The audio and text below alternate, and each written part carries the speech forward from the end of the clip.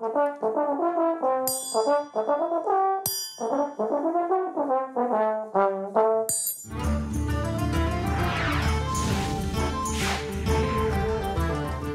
everyone, my name is Zoe and I am joined by Falcone, who will be hosting the Hearthstone Global Games review together with me, and we will be bringing you up to speed on everything HCG related. We have recaps, highlights, we have some fun activities and exclusive interviews. Today, for our very first show, we're going to have a chat with the first Hearthstone World Champion, who is also representing Team USA in the Hearthstone Global Games. It's Firebat. And we also get to see Taras playing some trombone. Hearthstone. He will be playing some Hearthstone. He also did play the trombone. And he will do so against Falcone. You recently joined brand new team Omnislash along with Brian Kibler of Brian Kibler Gaming, who joined just a few weeks before you. How do you feel about the transition? I feel really smooth about the transition. Omnislash works with me to create a lot of content, which is something I really like doing. We make a lot of videos. I'm able to do pretty much whatever I want. Like, I'm really free with my schedule and can go to events. I can run tournaments with them if I want. So it's been a really smooth transition, and it's kind of different than a competitive team, and it really fits what I want to do with the game. So I have been told that you have a special, let's call it, relationship with eating eggs prior to certain tournaments. I'm not sure if I'm going to regret this question, but can you tell us about that?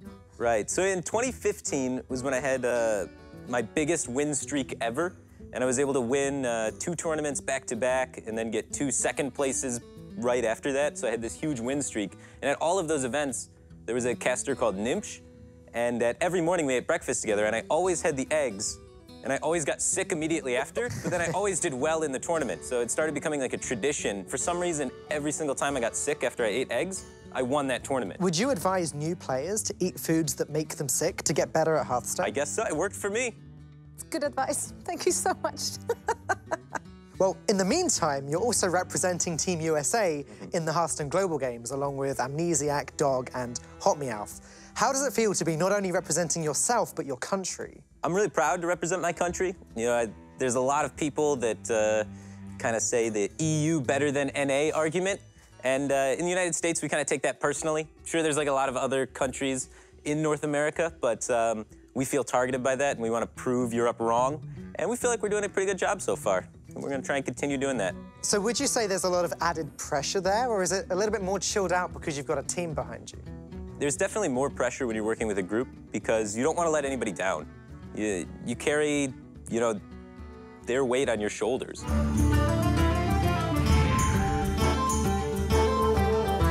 The Hearthstone Global Games is a tournament where some of the top players clash for national pride.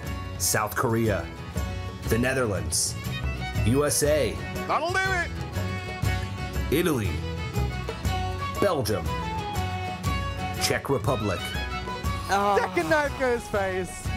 Brazil, Ukraine. The holy smite! Many other teams have made their way into the round of 24, proving they have what it takes by fighting their way through Phase 1 of the Hearthstone Global Games. There were tons of exciting moments throughout the event. He can get the Soe Get Soe Furious, that would be absolutely massive if he does. Yes! Be sure to join us for Phase 2 of the Hearthstone Global Games starting on June 20th.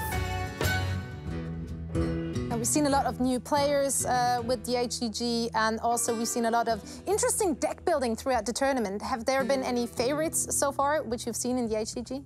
My favorite decks that I've seen in HGG, I've seen like a lot of the early forms of Shaman coming together, which was really cool to watch, because early on in HGG, everyone believed Shaman was one of the weaker classes, and almost nobody played it. And then we started seeing some like kind of weird Jade Shamans breaking out, and now suddenly there's Evolved Doppelgangster Shaman with double Bloodlust, just these wacky card combinations that nobody really expected, but it's really starting to shape the class, which is always interesting to see a class that everyone thought in the beginning of the meta was bad come to be one of them that's like a star in the lineup.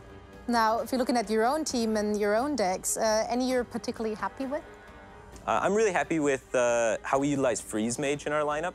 That's kind of an off-meta deck. People would say it's like tier 3, tier 2, depending on who you ask, I guess, because you know, if you ask Laughing, he's going to say it's tier 1. He's like the Freeze Mage super expert. But It's commonly believed to be not a very high power level deck, but because of the way the format's structured, you can actually really exploit its lopsided matchups to get huge edges, and I think we were able to utilize that very well. Well, speaking of different decks, Zoe and Firebat are going to go and take a break here as we have French pro player Taz, and as Zoe said earlier, I'm going to be challenging him to a game of Hearthstone with some rather unique rules.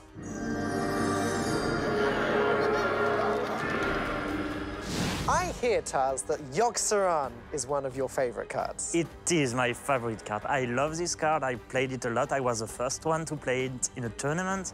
I'm so sad it has been nerfed because it was so fun to play and to win everything with Yogg, but yeah, it was too strong, so it's okay. Well, that is great news because I challenge you to praise Yogg. We're each going to play a deck with at least 27 spells in it. Oh, I will play 29. Well, I will play 2 fiery bats to honor our American guest here. And the only other rule is as soon as you get the opportunity to play Yogg-Saron, you've got to play him. You ready to go? I'm ready. What should I play? Renounce Warlock? No, I will play Paladin, I think. So, let's go. I will put just Yogg.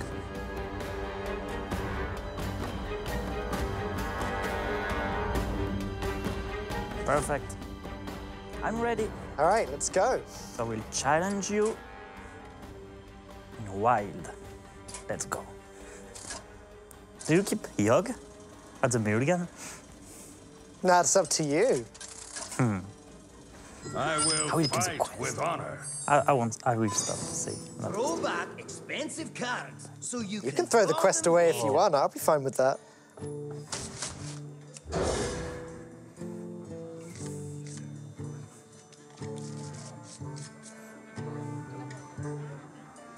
Hope you've got lots of card draw in your deck to make sure that you pick up that Yogg. No, I don't have because I will draw it on turn 10. As soon as I will need Yogg, I will draw it. Is that how it works? Yes. Okay. You need to believe in your card. There's my boy. Whoa, the fiery bat. It's okay. You know, I will have a really good card next turn. For duty.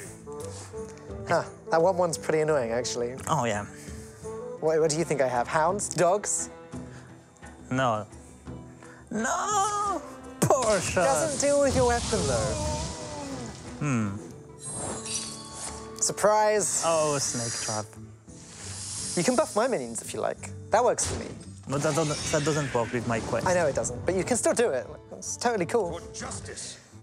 Let's play this. And let's adapt 5 times. Oh, this is really bad news. This is bad.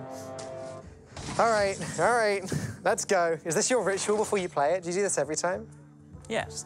You know, look, Not just praise Yogg. you have a Yogg dance? I'm ready. I just won't even look. You won't look? I will. Okay, I will.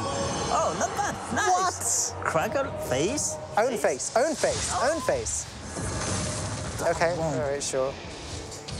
Well, Why is he killing off on my wisp? Don't give it. I don't think this Yogg's gonna die anytime soon. No. Yeah, build up the overload. I like this. If you can just like cast 8 more crackles and not have any mana to play anything next turn, that'd be great. Made the rules very clear to this one. Let's go. Oh. Murlocs? Nope. Okay then. All right. Don't kill yourself, Yogg. Dude. No! Nice. What? Wait, does it? No, it does stop. Oh, Stop. He died. that is so unfair. And I will win with Yogg. Just like this.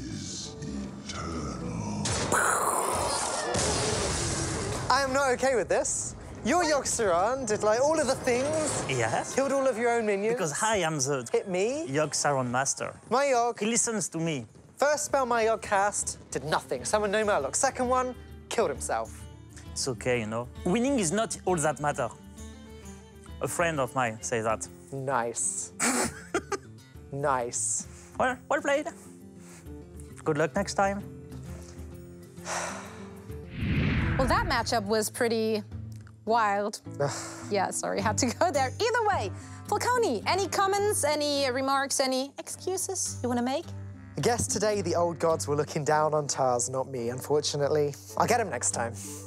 Anyways, let's settle down and get back to business here. Firebat, would you say that deck building for the Hearthstone Global Games is different to how it is in the other tournaments such as HCT? Yeah, deck building is definitely very different in the Hearthstone Global Games than it is in HCT because the format's just so different. You're bringing all of the classes and you're kind of pairing them on a specific player, and then the player has to choose, once they see their opponent's classes, what they are going to play, which allows you to have a lot of interesting deck building choices with your kind of off-the-wall classes, where you can use them to counter if specific situations arise. Okay, and something that we've seen a lot over the last couple of months are teams putting Warlock as their ace class. Do you think that's a good move? I don't think putting Warlock as the ace class is a good move at all. I think it really limits your possibilities for mind games, because there are some classes that people will always play no matter what the deck is paired with. And for example, Druid is one of those classes. Pretty much every player, whenever they have Druid, they ignore the second class. So I like putting Warlock in that slot, so then when it comes down to the player that has the ace match, he has 3 decks, so your opponent is kind of kept guessing. So they know you're gonna play your first class, and then when it comes down to the ace match, they know exactly what class you're gonna play, so their selection is a lot easier against that. We've been able to win a lot of ace matches exploiting that from people just because we know their deck selection. You guys are always on voice, right, during the games. Yeah. Now, how does it actually affect the way you play a game if you have 3 other players in your ear participating in every move you're making? It's very difficult if everyone is talking over each other and all talking at once, so you need a sense of order. A lot of players have different kind of positions or roles during the game, and we kind of all do our part to help each other without hurting each other, because if everyone tries to just shout out their game plan, it's gonna get really confusing really quick. I'm trying to just maintain order. I think that's a very important role. I'm kind of like the team mom, if you will. So does it matter in terms of your team plan who's actually in control of the mouse, or do you maintain the same roles regardless of who's playing? We maintain the same roles regardless of who's playing. So we play as a team. It doesn't matter who we're up against. We're all kind of keeping the same roles, and we're all piloting the deck together. There's not really any individually or the person with the mouse overruling everybody. We almost always come to a consensus on the play. Did you ever run out of time on your turn because everyone had to tell all the other players their thoughts on the best possible play? We have ran out of time on one turn, but it was a Lyra turn, which is, those are time-consuming turns, right? It generates a lot of cards and there's a lot of action going on, things happening. But I think we would have ran out of time even if it was just one person playing, because at that point in the game, we had Lyra with 2 Radiant Elementals down, and I think Amnesiac played 50 cards that turn. Like, honestly, I'm surprised his mouse didn't catch fire. Like, it was pretty crazy. Now, you and your team, you were actually the first team to qualify for the round of 24. Did you expect that outcome when the groups have been drafted and you saw who you were up against? We saw that there was some tough competition, so you know, you can never really expect to be first place in Hearthstone. I would say we expected to qualify and we expected to do well, but we didn't expect as dominant of a performance as we happened to have. You know, things have to go well for you to get undefeated records in Hearthstone, obviously. So, but we do believe we were favored to win out the group. Are the USA going to win the Hearthstone Global Games? I believe the USA is going to win the Hearthstone Global Games. I think we have the talent to do it, and we have the experience to do it. We really know the system, we know the format, and we can use that to our advantage, whereas some of the other teams, they may have the talent, they have good players, no doubt, but I don't think any team's as organized as we are. Well, we definitely wish you and your team the best of luck in the round of 24, and we thank you very much for joining us here. Thank you. So, there you have it. Thanks a lot for joining us. Make sure to come back in early July when we are here in the studio to review the conclusion of the round of 24. And in the meantime, make sure to head on over to the link you're seeing on your screen right now to find out when and where you can watch. Really? Really? Yeah.